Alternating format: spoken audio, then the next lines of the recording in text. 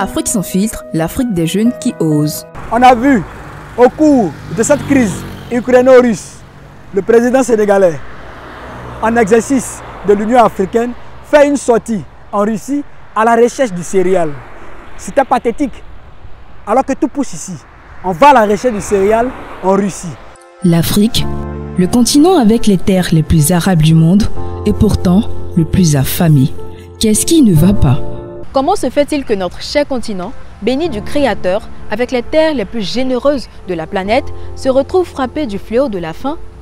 Comment se fait-il qu'un continent qui a le potentiel de nourrir tout le monde entier peine à se nourrir lui-même?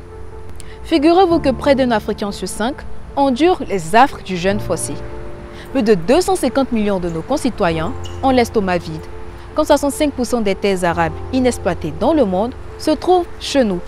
Prenons le cas de la RDC, un pays qui dispose de 80 millions d'hectares de terres cultivables et 4 millions d'hectares irrigables, mais 26 millions de Congolais croupis sous le poids de la faim.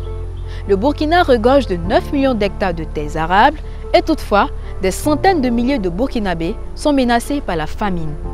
Des exemples de ce genre, il y en a assez. Alors on se demande bien à qui profite ce crime. Derrière ces arguments brandis par les médias mainstream, entre autres les guerres civiles, les inondations et les sécheresses dues au changement climatique et consorts, n'y aurait-il pas anguille sous roche?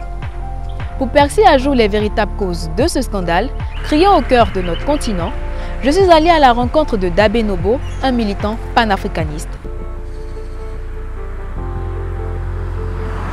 Ce qu'il m'a révélé risque de vous laisser sans voix. D'abord au plan de la sécheresse, mais les scientifiques ont démontré par A plus B que malgré la sécheresse, il est possible de faire de l'agriculture. Donc, cet argument de sécheresse a été scientifiquement démontré. Il faut noter qu'au plan interne, le problème il est politique.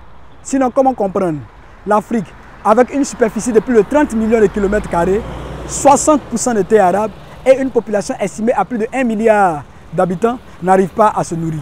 Le problème, il est politique. La preuve, on a vu au cours de cette crise ukraino-russe, le président sénégalais, en exercice de l'Union africaine, fait une sortie en Russie à la recherche du céréal. C'était pathétique.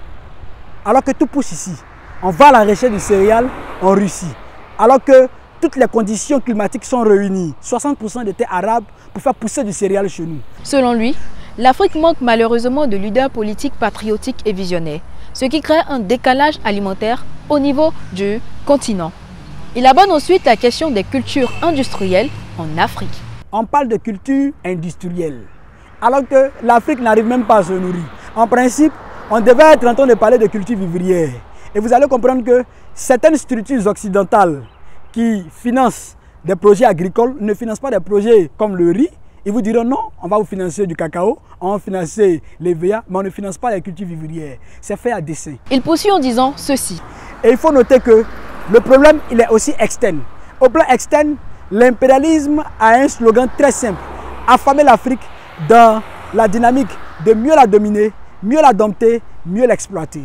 Et donc, tout ce climat qui se crée autour de la problématique alimentaire en Afrique est savamment pensé par les impérialistes. Sinon, comment comprendre que malgré ces nombreux programmes de lutte mis en place depuis des décennies dans le but de sortir l'Afrique de la famine, les Africains demeurent de plus en plus affamés? On parle de conflits, mais qui crée le conflit? Ce sont eux, la communauté internationale, qui crée le conflit. Dans quel but? Bien sûr, dans le but d'empêcher l'Afrique de se produire et de se reproduire. Il est temps que nos dirigeants luttent pour l'intérêt de leur peuple et non pas les leurs ou ceux des autres. Il faudrait qu'ils pensent souveraineté alimentaire. Nos agriculteurs, quant à eux, doivent promouvoir les cultures que nous consommons au quotidien plutôt que de se concentrer sur des cultures industrielles dont ils ne détiennent aucun monopole sur les prix et qui, surtout, nous emprisonnent dans la famine.